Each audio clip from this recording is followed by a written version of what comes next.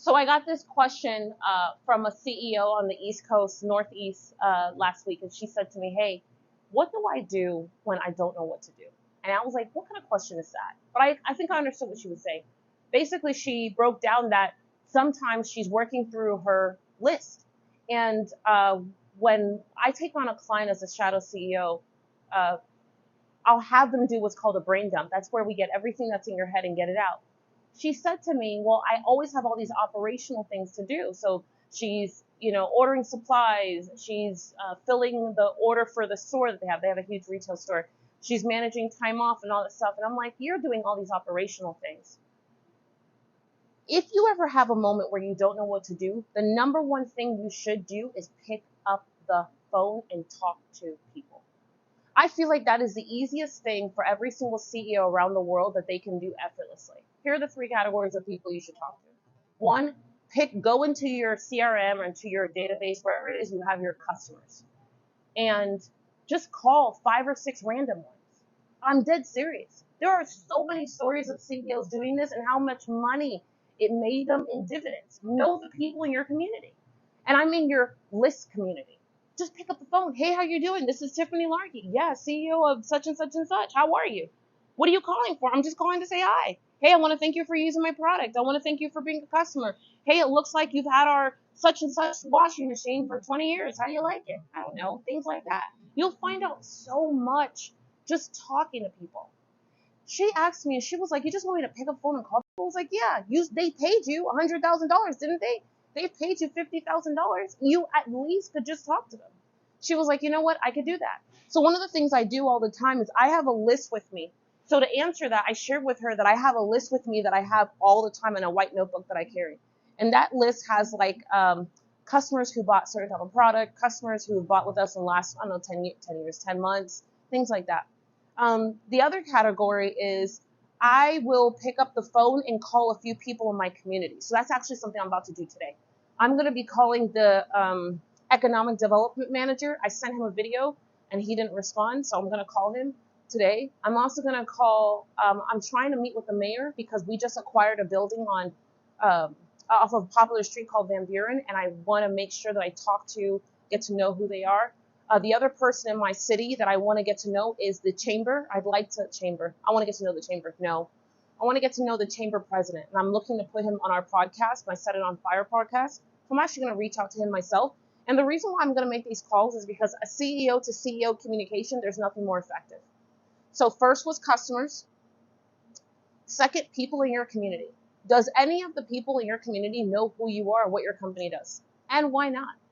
I have a best friend. Her name is Candace, and she sold a couple of multi-million-dollar companies to big companies and big brands. And I won't say the names now. But what she's known for, she's huge in the pet industry.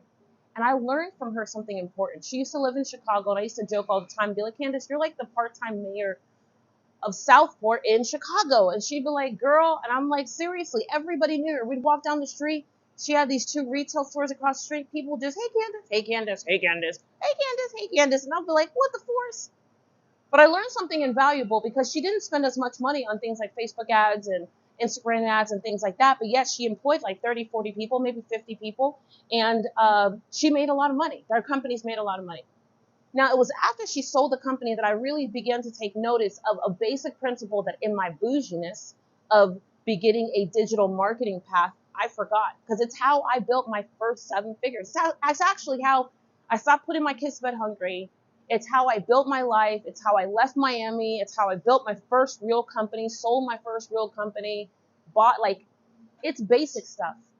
Knowing people in your community. So 2 years ago, she moved to Galesburg, and there's like nobody there. There's like 12 people in the whole city, if you ask me.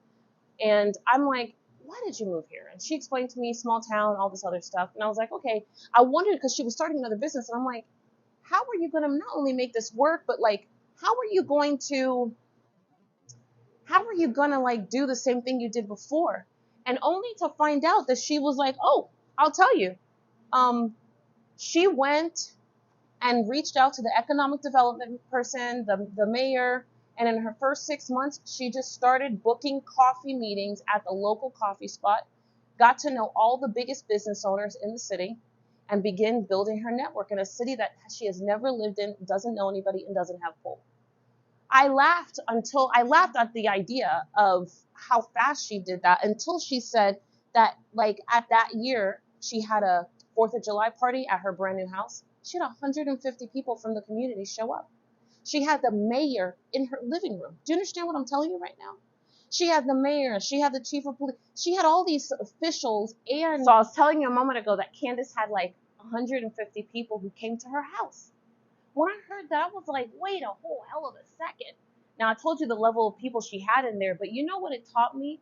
I was like, we've been in downtown Phoenix for a long time, and we've done a lot of big things all over the world still.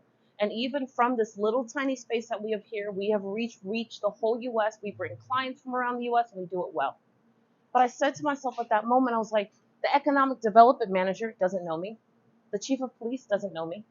The city person, the city manager doesn't know me. The mayor doesn't know me. Then I started to realize even the people in my building don't know me. And they're running big things, like they're having concerts and they're reaching other areas and avenues that I'm not a part of. So what did I do? Start picking up the phone. I'm only in as much control as I want to be in control. That's like my greatest and most sickest aha, that I could be in way more control if I allowed myself to, if I focused on it. And so what did I do? I moved from being, yes, we still have this beautiful little studio here, but I decided to build a compound. I was like, we are either going to be in this city or we're going to be in this city. So to be in the city, guess what I did? I acquired a whole building that is on the main road in this city. Well, one of the main roads in downtown.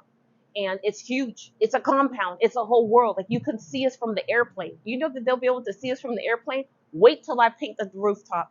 I'm dead serious. We got 16,000 square feet in this wonderful place. I'm sorry the hoodness came out. I apologize. Let me just readjust myself. Just too excited there for a moment. I apologize.